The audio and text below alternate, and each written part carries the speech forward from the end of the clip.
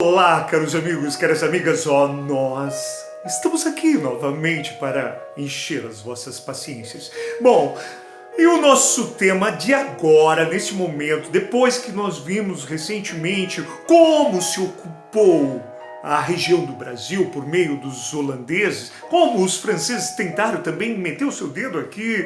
Bom, sabemos que os holandeses se mandaram e foram produzir açúcar nas Antilhas. Eles produziam com muito mais eficiência e, diante disso, o açúcar, que era o grande produto de exportação, marcado naquela visão do plantation, mão de obra escrava, grande latifúndio, que eram os engenhos e exportação, esses três elementos, exportação, latifúndio e mão de obra escrava. Mas, antecedente a isso, nós vimos que se Pernambuco era a capitania onde era pujante a riqueza, já São Vicente as coisas não eram muito bem assim, vivenciava-se um certo grau de pobreza, pequenas propriedades marcadas por, eu diria, uma produção de subsistência, basicamente. E é justamente ali que começava-se aquilo que chamamos as bandeiras. Sim, as bandeiras, os bandeirantes, esses desbravadores, esses heróis que fizeram com que as fronteiras para além do Tratado de Tordesilhas, das fronteiras portuguesas, se estendesse para o oeste. Eles são heróis, não são? Não sei. Veremos. Sabemos que agora nós podemos avaliá-los. Inclusive, fica sabendo agora com essa onda que, a partir do assassinato de George Floyd, lá nos Estados Unidos, houve uma onda de começar a querer destruir as estátuas de antigos racistas, xenofóbicos, genocidas de povos indígenas e tudo mais, né? Inclusive tem um questionamento de várias estátuas que possam estar agora sendo arrancadas. E o que faríamos com aquele monumento aos bandeirantes ali bem em frente ao Parque Ibirapuera? Vamos destruir? A galera já pinchou. Então é uma discussão que surge agora entre os bandeiras. Eles foram heróis ou eles foram vilões? A verdade é que os bandeiras, uma vez que os holandeses, por certo período, controlaram o mercado de escravos, e eles não tinham mais esse acesso aos escravos, porque tudo estava de uma maneira monopolizada pelos holandeses, os bandeiras se sentiram imbuídos, empurrados para, que era também conhecido como os eboabas, para fazer expedições para adentrar o território a fim de encontrar tribos que eles pudessem capturar e fazer de escravos. E eles davam uma preferência de maneira muito especial às missões jesuíticas, porque ali o índio já estava domesticado, catequizado dentro dessa ordem cristã.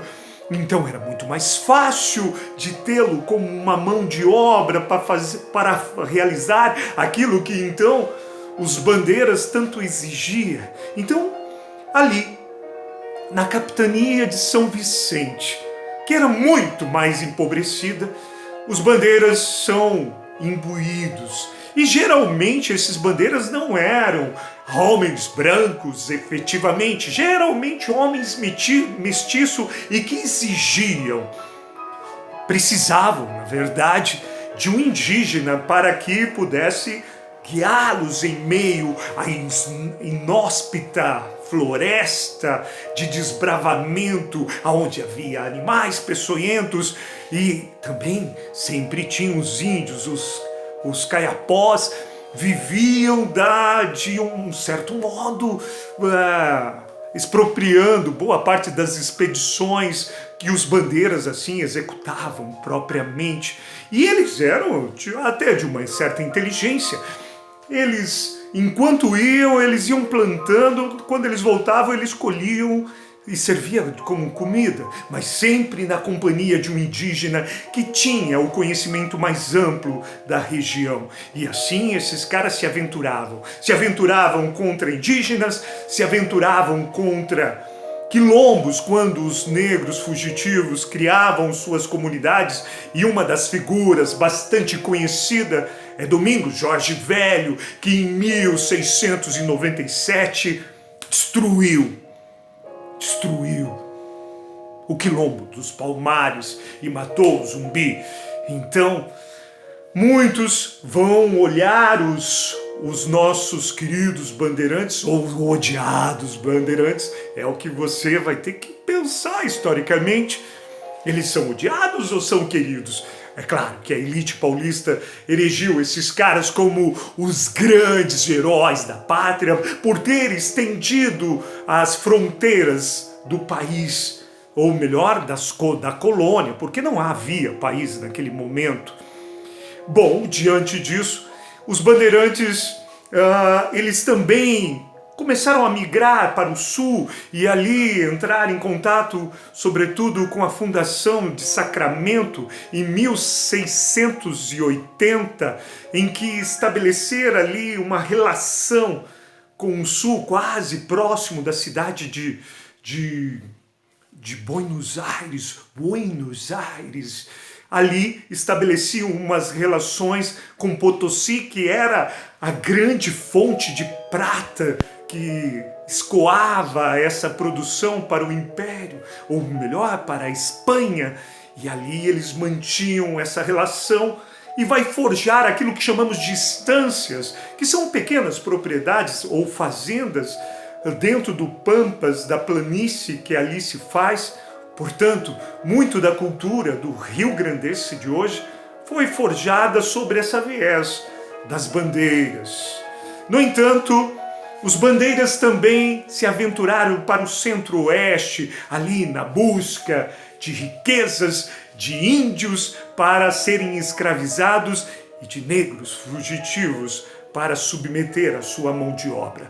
Mas assim que os holandeses são expulsos, porque os holandeses eles pegaram os portos na África e eles mantinham o monopólio da escravidão. Isso que estimulou os bandeiras a fazerem o que realizaram dentro da história. E é interessante você perceber que por mais que tenhamos hoje uma visão de que a mulher ali no mundo colonial, ela era a recatada do lar, as mulheres dos bandeirantes geralmente eram mulheres extremamente protagonistas na produção,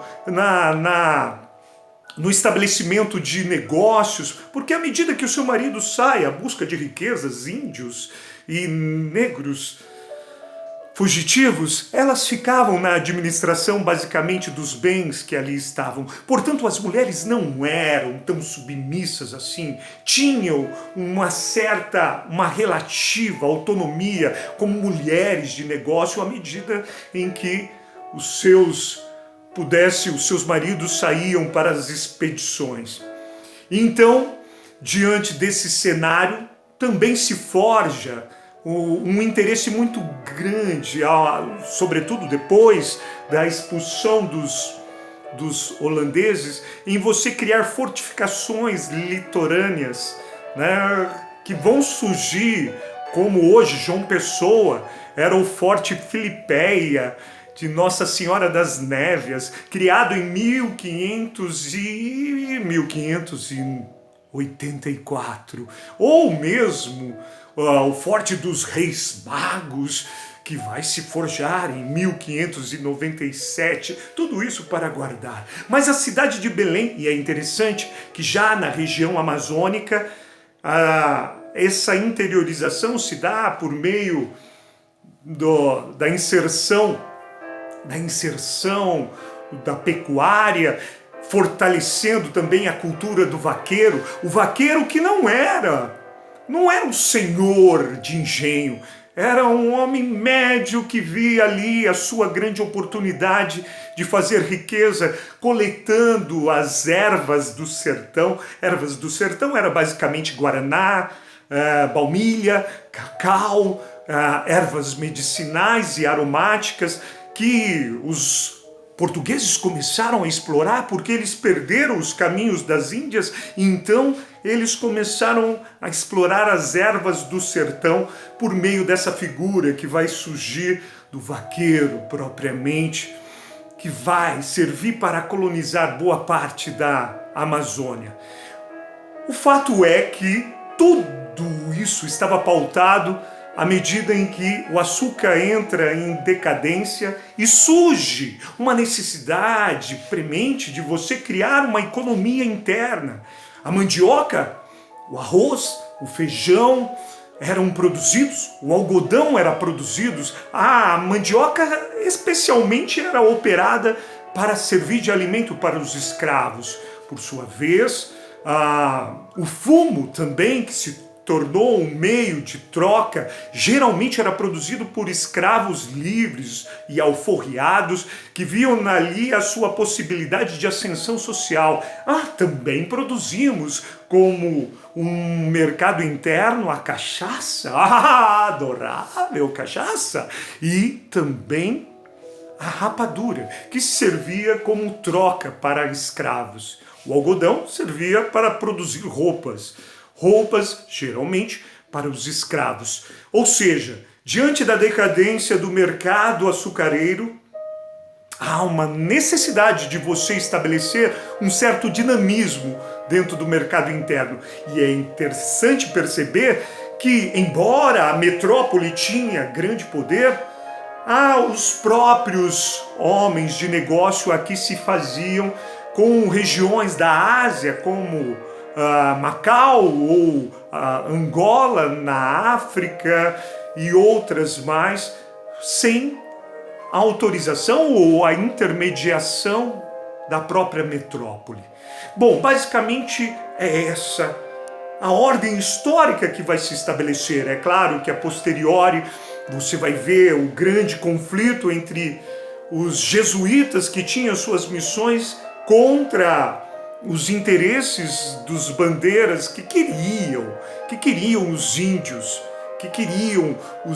como mão de obra, mas os jesuítas muitas vezes eram resistência a isso. Bom, aqui temos um apanhado geral daquilo que foi esse momento de interiorização do Brasil, logo após ou durante o período dos holandeses em Pernambuco, que vai um período de 1630 a 1654, e essa nova necessidade que surge por razões econômicas. Um abraço a você, e é aquela felicidade de sempre, não, angústia, eu nem sei porque eu disse isso.